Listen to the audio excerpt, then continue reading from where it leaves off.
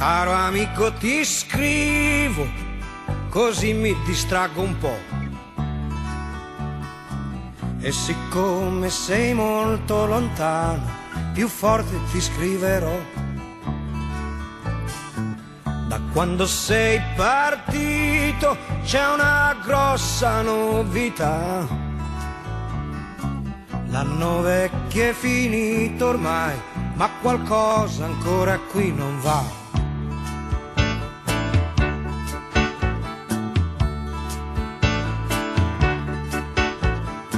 Si esce poco la sera, compreso quando è festa, e c'è chi ha messo dei sacchi di sabbia vicino alla finestra.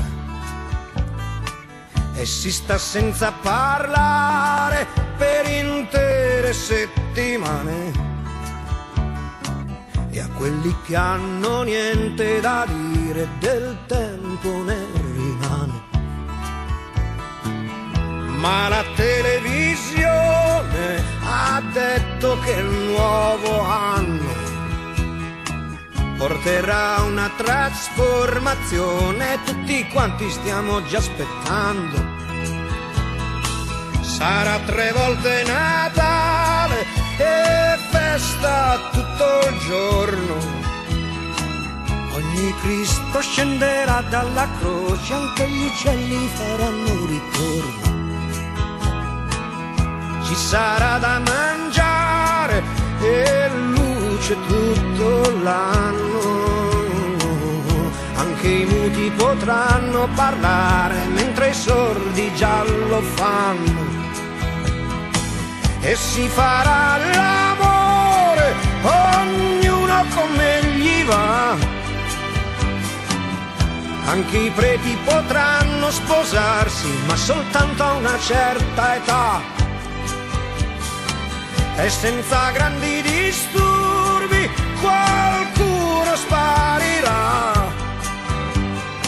Saranno forse i troppo furbi e i cretini di ogni età.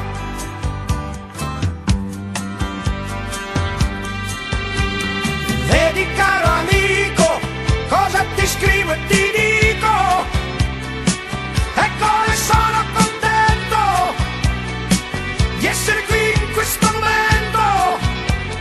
Vedi, vedi, vedi, vedi, vedi caro amico, cosa si deve inventare per poter riderci sopra, per continuare a sperare. E se quest'anno poi passasse in un istante, vedi amico mio come diventa importante che in questo istante ci sia anch'io. L'anno che sta arrivando tra un anno passerà.